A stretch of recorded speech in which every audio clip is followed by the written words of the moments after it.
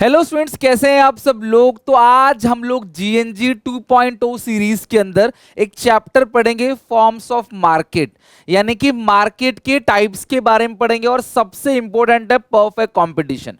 तो वीडियो को एंड तक देखना, अटेंडेंस लगा दो कि आज की क्लास में कौन कौन प्रेजेंट है, और बहुत जल्दी हम अपना इकोनॉमिक्स का सिलेबस भी पूरी तरीके से एंड करेंगे। तो स्टार्ट करते हैं। फॉर्म्स ऑफ मार्केट नोट करते रहना कॉपी में, और कोशिश करना कि अगली क्लास में आने से पहले इसे अच्छे से लर्न करके आओ। ठीक है, तो स्टार्ट करते हैं। Forms of market GNG 2.0।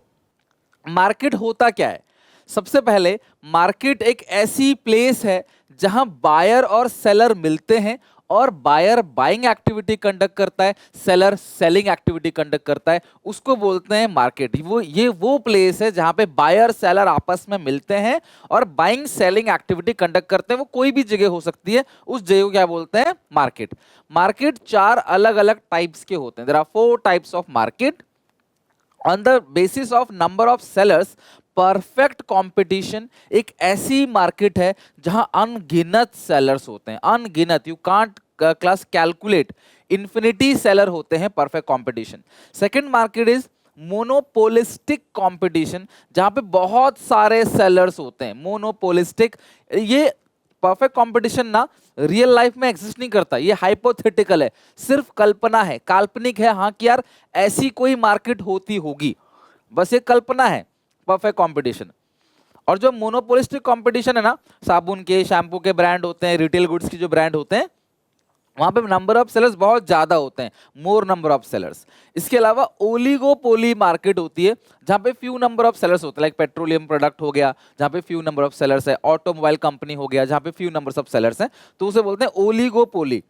और मोनोपली यानी जहां पे सिर्फ एक ही सेलर होता है, सिंगल सेलर, बस एक ही सेलर, इसके अलावा कोई सेलर नहीं है, तो उसको बोलते हैं क्लास मोनोपोली मार्केट। जहां पे सेलर कौन होता है? ओनली सिंगल सेलर, एक ही सेलर होता है, उसको बोलते हैं मोनोपोली मार्केट। तो ये there are 4 types of market. जहां पे सिर्फ 2 सेलर्स होते हैं उसको डिओपोली भी बोलते हैं। पोली मतलब सेलर, मोनो मतलब एक।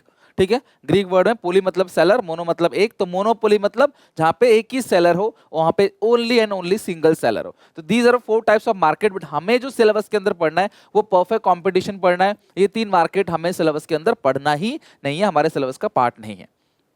अब सबसे पहले परफेक्ट कंपटीशन होता क्या है? परफेक्ट कंपटीशन एक ऐसी मार्केट है जो हाइपोथेटिकल है, काल्पनिक है, रियल लाइफ में एग्जिस्ट नहीं करती, लेकिन इससे मिलते जुलते जो मार्केट है वो है एग्रीकल्चर मार्केट और रिटेल मार्केट। वो थोड़ा मिलते जुलते हैं, बट ऐसी कोई मार्केट रियल लाइफ में एग्जिस्ट करती ही नहीं परफेक्ट कंपटीशन जैसी। परफेक्ट कंपटीशन है क्या? Perfect competition is a form of the market where there is a large number of sellers and buyers. Perfect competition एक ऐसी मार्केट है जहां पे large number of buyers and sellers है, अनगिनत large number of buyers and sellers, और सारे के सारे होमोजीनियस प्रोडक्ट बेचते हैं। अनगिनत सेलर हैं, लेकिन सबके सब जो प्रोडक्ट बेचते हैं ना, वो बिल्कुल एक जैसा है, वो प्रोडक्ट बिल्कुल अलग नहीं है, प्रोडक्ट बिल्कुल same product, same shape, same colour, same size, two identical. ये बिल्कुल एक जैसा प्रोडक्ट बेचते हैं और आइडेंटिकल प्राइस पे, इनका प्राइस भी सेम रहता है। तो large number of buyers and sellers है, होमोजीनियस प्रोडक्ट को बेचते हैं, आइडेंटिकल प्राइस पे बेचते हैं, प्राइस भी इनका सेम है। So there is no control over price by any firm. तो यहां पे किसी भी सेलर के पास ना प्राइस पे कोई कंट्रोल नहीं है, कोई भी सेलर सामान को महंगा या सस्ता नहीं बेच सकता, प्राइस पे कोई कंट्रोल नहीं है। So it is a myth market. ये एक्चुअल में नहीं है, मिथ है, इट मींस हाइपोथेटिकल, काल्पनिक है। लेकिन सिमिलर मार्केट कौन कौन से? रिटेल मार्केट, खुदरा बाजार और कृषि बाजार, एग्रीकल्चर मार्केट। हम मानते हैं एग्रीकल्चर मार्केट में जो आलू टमाटर प्याज है वो आइडेंटिकल होता है और सेम प्राइस पे बिक रहा होता है, बट वो भी पूरी तरह सही नहीं है। वो मार्ट में अलग बिकता है, ठेली पे अलग बिकता है, राइट?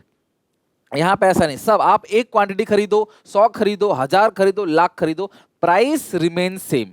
परफेक्ट कंपटीशन मार्केट में सामान एक जैसा है, जिसकी वजह से प्राइस भी एक जैसा है। ठीक है, और इसका जो डायग्राम बनता है वो बनता है straight horizontal line, because price is identical at each level, price जो है रिमेन्स कांस्टेंट है। तो परफेक्ट कंपटीशन का डायग्राम देखो, ये बनता है, ये हो गया आपका ए आर, वही ए आर एम आर के बराबर है, और वही किसके बराबर है? प्राइस के। परफेक्ट कंपटीशन, मैंने रेवेन्यू चैप्टर के अंदर भी तुमको ये बता रखा है कि इन परफेक्ट कंपटीशन मार्केट जहां प्राइस सेम है, ए आर एम आर और प्राइस दोनों सब बराबर रहता है। अगर मैं तुमको दिखाऊं ना, यहाँ पे कैलकुलेट करके देखो, क्वांटिटी आ गया 1 2 3 4 5, उसके बाद प्राइस आ गया। तो परफेक्ट कंपटीशन एक ऐसी मार्केट है जहां प्राइस क्या है, सेम है। तो मैंने 10 10 10 10 10 ले लिया, price remain same. Price into quantity आएगा टोटल रेवेन्यू, 10 1 जा 10, 10 2 20, 10 3 30, 10 इंटू 4 40, 10 इंटू 5 50। अब टीआर का डिफरेंस क्या आता है क्लास, एमआर है ना, मार्जिनल रेवेन्यू। 20 में से 10 गया 10, ये भी 10 ही आएगा, इसके ऊपर कुछ नहीं है। अब 0 यूनिट बेचोगे तो रेवेन्यू 0 होगा। 10 में से 0 गया 10, 20 में से 10 गया 10, 30 में से 20 गया 10, 40 में से 30 गया 10, 50 में से 40 गया तो 10। तो देखो एमआरबी और एवरेज रेवेन्यू कैसे निकलेगा, टोटल रेवेन्यू को क्वांटिटी से डिवाइड दो, 10 को 1 से डिवाइड दो 10, 10 को 2 से 10, 20 को 2 से 10, 30 को 3 से 10, 40 को 4 से 10, 50 को 5 से 10।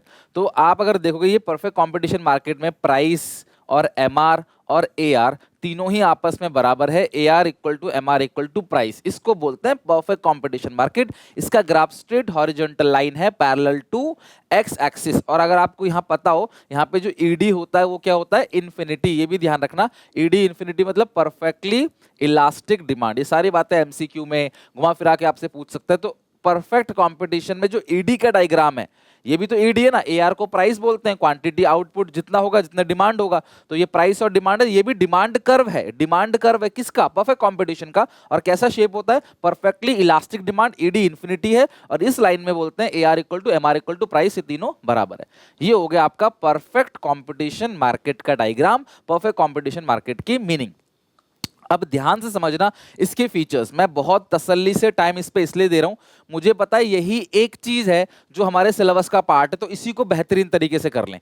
तो परफेक्ट कंपटीशन के फीचर्स और कैरेक्टरिस्टिक्स की बात करें तो सबसे पहला फीचर है large number of buyers and sellers, homogeneous product, perfect knowledge, free entry and exit of firm, no selling and transportation cost. एक एक करके डिटेल में पढ़ते हैं। Large number of buyers and sellers, ध्यान रखना परफेक्ट कंपटीशन मार्केट एक ऐसी मार्केट है जहां अनगिनत बायर हैं, अनगिनत सेलर है। Large number of buyers and sellers and individual buyer can not affect the market price. देखो बायर कितने हैं, अनगिनत। एक बायर छोड़ के चला जाएगा तो भी कितना रहेगा, अनगिनत। अब अनगिनत बायर है तो प्राइस पे इंपैक्ट नहीं करेगा। सिमिलरली सेलर कितने हैं, वो भी अनगिनत है। एक सेलर छोड़ के चला जाएगा, एक सेलर आ जाएगा, तब भी आंसर क्या रहेगा, इन्फिनिटी में 1 प्लस करो 1 माइनस करो तो भी क्या रहेगा, इन्फिनिटी ही रहेगा। अनगिनत है ना, आप 1 प्लस करो 1 माइनस करो तो भी वो अनगिनत ही रहेगा। तो जब सेलर्स अनगिनत है तो एक सेलर बढ़ जाए एक सेलर कम हो जाए, प्राइस पे इंपैक्ट नहीं आएगा, प्राइस सेम रहेगा। मेरी दुकान के बाहर हजारों ग्राहक खड़े, एक आध चला जाएगा तो प्राइस थोड़ी चेंज होगा, प्राइस सेम रहेगा, प्राइस से फर्क नहीं पड़ेगा। हाँ ग्राहक कम है फिर भी नहीं ले रहे तो मैं डिस्काउंट दूंगा, बट अगर बहुत सारे ग्राहक है तो फिर क्या डिस्काउंट देना। Similarly individual seller can not affect the market supply in the market. तो अकेला बायर मार्केट में होने वाली डिमांड को अफेक्ट नहीं कर सकता, अकेला सेलर भी मार्केट में होने वाली सप्लाई को अफेक्ट नहीं कर सकता।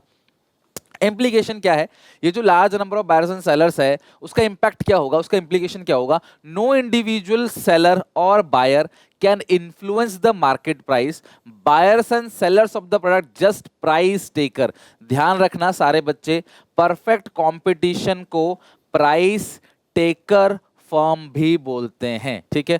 परफेक्ट कंपटीशन में सेलर का काम है प्राइस को लेना, उसको छेड़छाड़ करना इसका काम नहीं है। A perfectly competitive faces a perfectly elastic curve, also buyer have no bargaining power in the market. Buyer के पास कोई बार्गेनिंग पावर नहीं है, सारी दुकानों पे एक ही चीज मिल रही है, सभी सेम प्राइस पे बेच रहे हैं, तो कोई सेलर प्राइस कम नहीं करेगा, बार्गेनिंग का कोई स्कोप नहीं है।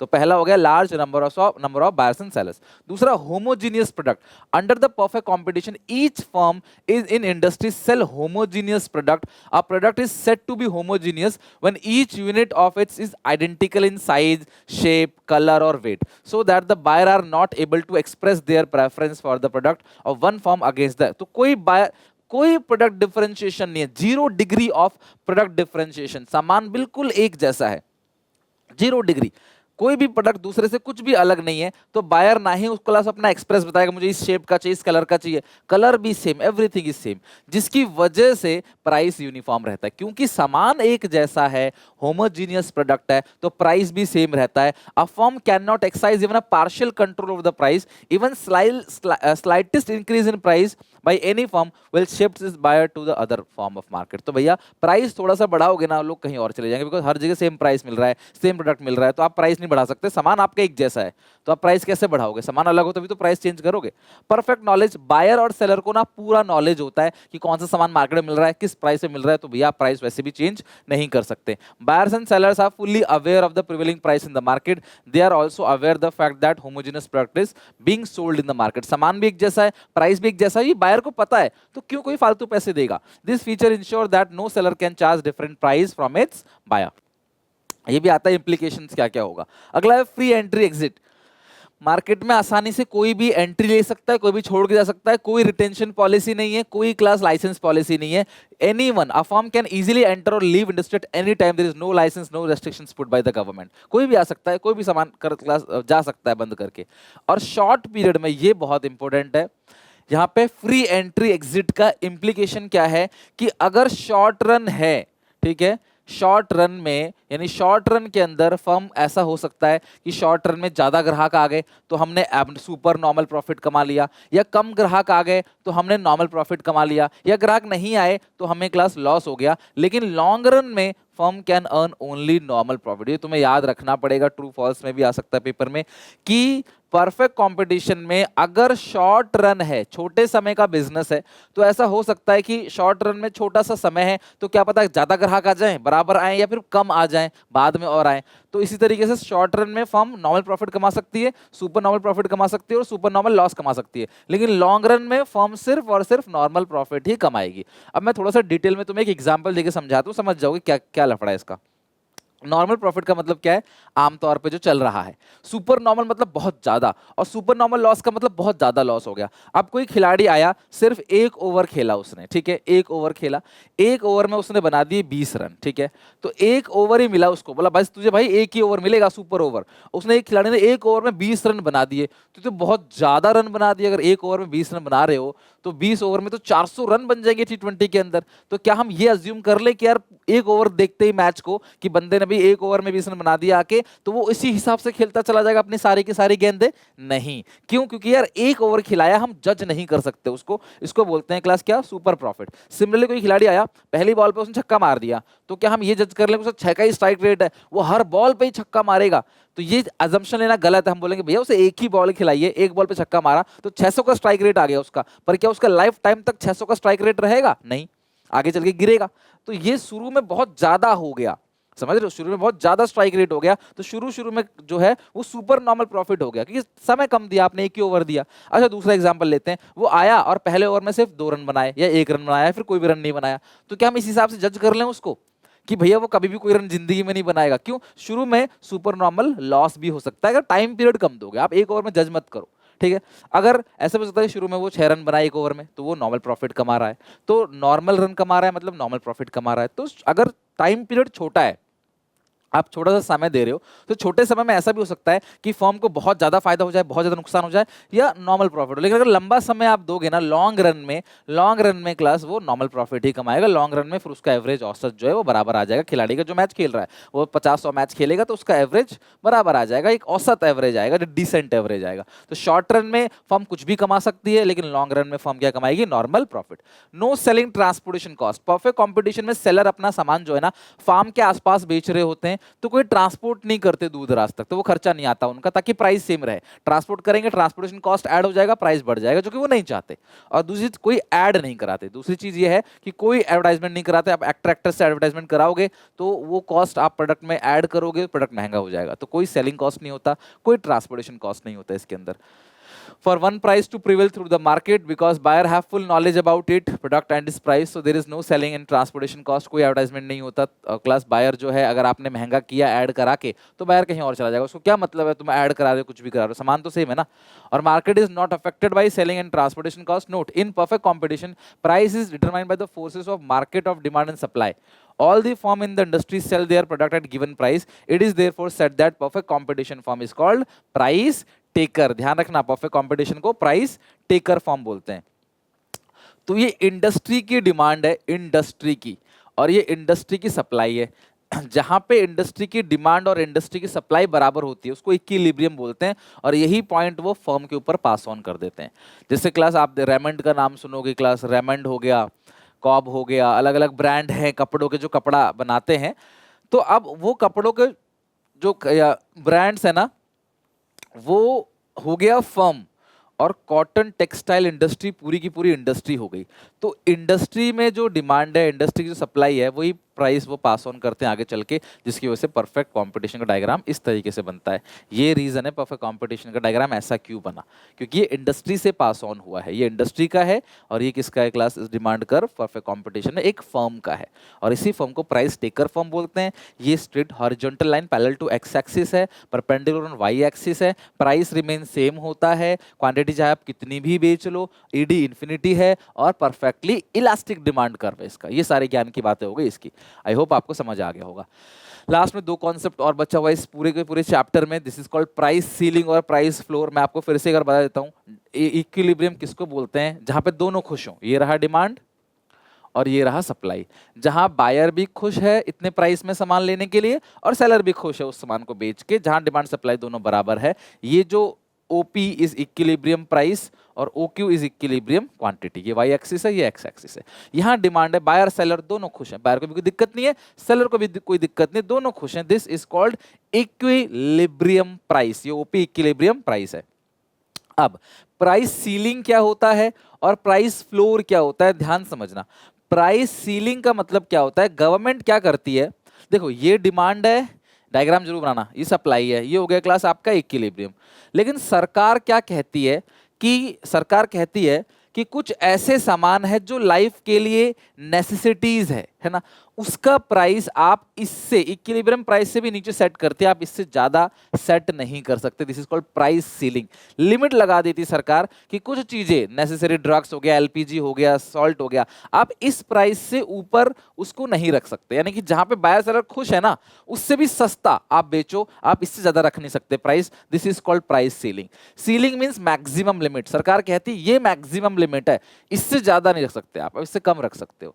Price ceiling means maximum price of a commodity that seller can charge from the buyers. Often the government fixes this price much below the equilibrium price so that it becomes within the reach of the poorest section of society, ताकि गरीब से गरीब इंसान जो है इस सामान को अफोर्ड कर सके। तो इसीलिए कुछ ऐसे नेसेसिटीज ऑफ लाइफ होती है जिनका इक्विलिब्रियम प्राइस से भी नीचे प्राइस रखा जाता है, ताकि हर गरीब से गरीब इंसान उस चीज को अफोर्ड कर सके। This is called price ceiling. Price floor क्या होता है, ये डिमांड है, ये सप्लाई है, इक्विलिब्रियम है। सरकार कहती है किसानों को बेनिफिट पहुंचाने के लिए, एग्रीकल्चर को प्रमोट करने के लिए, सरकार कहती है कुछ ऐसे सामान है जिनकी कीमत हम इक्विलिब्रियम से भी ज्यादा प्राइस सेट करेंगे। This is called minimum. वो मैक्सिमम लिमिट थी, उससे ऊपर नहीं ले सकते, ये मिनिमम लिमिट है, इससे नीचे नहीं जाएगा, ये कम से कम है। तो सरकार कहती किसानों से कि हम तुम्हारा अनाज कम से कम इतने में ले लेंगे, इक्विलिब्रियम प्राइस से भी ऊपर। तुम खुशी खुशी बेचने को तैयार थे इक्विलिब्रियम प्राइस में, लेकिन हम तुम्हें इससे भी ऊपर प्राइस देंगे, और ये मिनिमम है। ये क्या है क्लास आपका, बिल्कुल मिनिमम है, कम से कम मिनिमम, कि भाई ये प्राइस जो है वो बिल्कुल मिनिमम। इसी को बोलते हैं प्राइस फ्लोर, कि किसानों को उसके अनाज की कम से कम ये कीमत मिलेगी, और उससे ऊपर भी मिल सकती है, बट कम से कम ये कीमत मिलेगी, ताकि किसान खुश रहे और वो एग्रीकल्चर करता रहे, अनाज की कमी ना हो, खाने पीने की कमी ना हो। It means lowest limit. Price floor means the minimum price fix by the government for a commodity in the market price floor for agriculture product, food grain in particular benefit of the farmers. तो class basically farmers की benefit के लिए जो agriculture product होता है, food grain होता है, उसके लिए सरकार प्राइस फ्लोर सेट करती है। ओके, इसको MSP बोलते हैं ना, आपने MSP सुना होगा, मिनिमम सपोर्ट प्राइस। यही वो मिनिमम सपोर्ट प्राइस है जो किसानों को दिया जाता है, जिसके लिए आंदोलन भी हुआ था पहले। This is called price floor. जब भी आएगा दोनों में से कॉन्सेप्ट, आप डायग्राम जरूर बनाओगे, एक्सप्लेन करोगे, दैट्स इट। खत्म है चैप्टर में प्राइस सीलिंग, प्राइस फ्लोर अच्छे से पढ़ लेना। परफेक्ट कंपटीशन के जो मतलब कि परफेक्ट कंपटीशन पूरा का पूरा जो इसका फीचर है और इम्प्लीकेशन है, that is also very important. तो यहाँ तक पढ़ के समझ के आना। आई होप आपको चैप्टर पसंद आया होगा। एक ही चैप्टर हमारा बचा हुआ, उसको कल खत्म कर देंगे और हमारा पूरा का पूरा माइक्रो इकोनॉमिक्स का सिलेबस A to Z खत्म हो जाएगा। तो इसकी प्रैक्टिस करना अच्छे से, और चैनल को सब्सक्राइब कर लेना 11th 12th और CUET की वीडियोस के लिए, ठीक है। मिलते हैं नेक्स्ट वीडियो में, till then take care, bye bye.